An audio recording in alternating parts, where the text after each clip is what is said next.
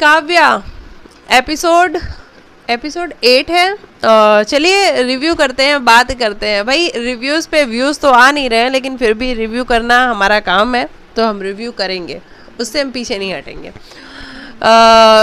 शुरुआत होती है, पहले तो कितने दिनों से एक ही सीन चल रहा है, अब तो दिखा दो भाई ये जो गुरु और शिष्य का जो मिलन होने वाला है और वहाँ पे क्या धमाका होने वाला है वो दिखा दो प्लीज़, क्योंकि काफ़ी दिन हो गए एक ही चीज़ का प्रोमो काटे जा रहे हो। रोज़ पिछले हफ्ते से एक ही चीज़ का प्रोमो कट रहा है कि ये लोग एकेडमी में जाते हैं और वहाँ ओटी के क्या कॉन्वर्जेशन के लिए ये डायरेक्टर बन के आते हैं शुभ के फादर, लेकिन वो अभी तक आ ही नहीं पाए। तो फाइनली मतलब आज ऐसा लग रहा था कि आमना सामना इनका हो जाएगा, लेकिन जैसे ही आमना सामना हुआ है, बिना कॉन्वर्जेशन के, बिना बात के एपिसोड ख़त्म हो गया। अब हमें कल दिखाया जाएगा कि भाई इनके बीच में कौन सी तीखी वार होने वाली है, काव्या और जो इनके डायरेक्टर साहब हैं, यानी कि शुभ के फादर। तो इस तरीके की कुछ चीज़ें हमें देखने को मिली। आज शुभ का कोई कैरेक्टर नहीं था, उनकी मदर का नहीं था, मतलब किसी का भी कोई कैरेक्टर नहीं था। आज सिर्फ इन्हीं लोगों का एकेडमी से रिलेटेड, मतलब मिस्कट का था, जहाँ पे मिस्कट काव्या के लिए कंसर्न होता है। और आज हम एक नए कैरेक्टर से भी इंट्रोड्यूस हुए हैं जो कि काव्या की मदर हैं, और उनके बारे में भी हमें पता लगा है कि काव्या की मदर खुद एक IAS ऑफिसर थी और उन्होंने भी ये सारी चीज़ें, सारा प्रोसेस देखा था, और वो अपने बेटे को इसीलिए चाहती हैं कि वो खुद एक IAS ऑफिसर थी, इसीलिए उनका बेटा भी एक IAS ऑफिसर बने। और वहीं नेताजी जो है उनके फादर, हैं वो क्या चाहते हैं? वो चाहते हैं कि भाई IAS तो नेताओं को सलाम करते हैं, तो तुम क्यों IAS बन रहे हो, तुम नेता ही बन जाओ सीधा, तुमसे छोटे ही IAS कहलाएंगे। तो खैर ये तो रियलिटी है और ये सच भी है, लेकिन फिर भी IAS की जो बात होती है ना, वो अलग ही बात होती है। और वो इसलिए होती है क्योंकि भाई वहाँ जो लोग पहुँचते हैं ना, वो बड़ी मेहनत करके पहुँचते हैं, ऐसे ही नहीं पहुँच जाते हैं।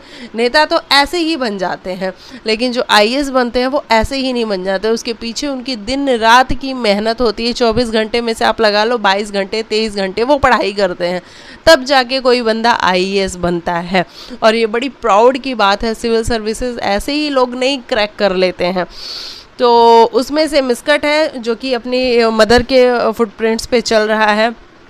वही काव्या को हमने देखा कि जैसे ही वो एंटर हो रही थी ऑडिटोरियम में, वैसे ही वो एक वहाँ पे जो PN थे उनको देखती हैं, और वहाँ उनको देख के रियलाइज़ होता है कि ये कुछ तो तकलीफ़ में है, कुछ तो परेशानी में है। काव्या पूछती भी है, लेकिन वो कहते हैं कि नहीं बेटा, आप अंदर जाओ क्योंकि आप लेट हो जाओगे।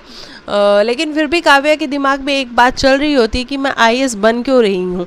तो IAS बनने के पीछे का कारण ही मेरा यही है कि मैं उन लोगों के लिए दरवाजे खोल सकूँ जिनके लिए कभी कोई दरवाज़ा खुला ही ना हो। तो काव्या के दिमाग में कंटिन्यू यही बात चल रही है कि मैं क्या करूं ऐसा कि उनकी प्रॉब्लम मैं सॉल्व कर सकूं। और काव्या से नहीं रहा जाता है फाइनली, और काव्या बाहर आ जाती है, और बाहर आके फिर वो पूछती है, बाहर आती है तो वो जो अंकल होते हैं वो खुद बात कर रहे होते हैं अपनी बेटी से, और काव्या सुन लेती है कि उनकी बेटी के एडमिशन के लिए, हाँ आई थिंक एडमिशन के लिए पैसे उनको एक ही बार में सबमिट करने हैं, स्कूल वाले एक ही बार में मांग रहे हैं, जबकि वो धीरे धीरे करके सबमिट कर देंगे। अच्छा, ये एक बहुत बड़ा इशू है हमारे समाज का कि कुछ पेरेंट्स ऐसे होते हैं जिनके पास इतने पैसे नहीं होते हैं, लेकिन उनके बच्चे बड़े टैलेंटेड होते हैं, उनके बच्चे पढ़ाई लिखाई में बड़े अच्छे होते हैं, तो वो पेरेंट्स इतने मजबूर हो जाते हैं कि अपने बच्चे का एडमिशन कराने के लिए उनके पास पैसे नहीं होते हैं कि वो अपने बच्चे का जाके एडमिशन करा सके, ले जाके करा सके।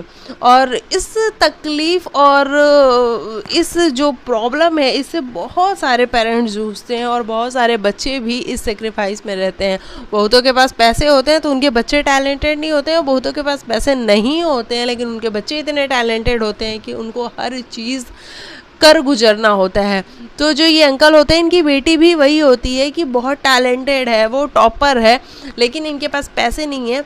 तो काव्या फिर उनकी हेल्प करने की सोचती है और काव्या उनको फ़ोन लगाती है उनके स्कूल में और सब उनका काला चिट्ठा निकाल के सामने रख देती है कि मैडम ऐसा ऐसा है, तो आप प्लीज़ ये काम करो कि इनका जो फ़ीस है वो आप इंस्टॉलमेंट्स में ले लो, एक बार लेने की बजाय। हालांकि अगर स्कूल वाले चाहें तो जो नीडी पीपल हैं, जिनको ज़रूरत है, जिनके पेरेंट्स वाकई में पे नहीं कर सकते, उनकी तो वो मदद कर ही सकते हैं और उनकी मजबूरी समझ सकते हैं। लेकिन फिर स्कूल वालों का भी ऐसा होता है, कॉलेज वालों का भी ऐसा होता है कि भाई हम एक का करने जाएंगे तो 10 और आके खड़े हो जाएंगे। तो उनकी भी कुछ रूल एंड रेगुलेशन होती है। लेकिन मुझे भी ऐसा लगता है कि जिसको ज़रूरत है, जिसका बच्चा पढ़ने में टैलेंटेड है और उसके पेरेंट्स फीस टाइम पे नहीं दे पा रहे हैं, तो भी स्कूल वालों को एक कदम आगे एफर्ट लेने चाहिए और उस बच्चे को भी अपनी उस गुट में शामिल करना चाहिए जहाँ पे फ़ीस वाले बच्चे हैं। तो इस तरीके से काव्या फिर उसकी मदद करती है और काव्या को फिर बहुत अच्छा फील होता है, क्योंकि काव्या का मोटो ही यही है आईएएस बनने का कि मैं उन सभी की मदद कर पाऊँ जिनके लिए कोई खड़ा नहीं होता है, तो मैं उनके लिए खड़ी हूँ। हालांकि अभी वो आईएएस बनी नहीं है, वो पूरे प्रोसेस से गुजर रही है, लेकिन फिर भी उसके अंदर वो जज्बा है, वो जुनून है। और ऐसे ही इस शो का नाम काव्या एक जज्बा एक जुनून नहीं रखा गया, क्योंकि है इस लड़की के अंदर कि वो हेल्प करे। और फिर वो एंट्री के लिए अपने जाती है कि अब चलो भाई ऑडिटोरियम में हम एंट्री ले लेते हैं, और जैसे ही जाती है वैसे उसके बाद धाड़ धाड़ दरवाजे बंद होने लगते हैं उसके मुंह पे और वो बिल्कुल निराश हो जाती है। फिर बाद में मिस्कट को याद आता है भाई ये लड़की कहाँ है और अब क्या ये करने वाली, अब किसकी मदद करने वाली है ये लड़की, नज़र नहीं आ रही मिस्कट को काव्या। तो फिर मिस्कट जाता है और वो उसको लेके आता है एक दरवाज़ा खोल के, और जैसे ही एंटर होती है काव्या और काव्या के साथ ही वो डायरेक्टर एंटर होते हैं, भैया दोनों का जब आमना सामना होता है तो काव्या सोच में पड़ जाती है कि ये यहाँ पे कैसे।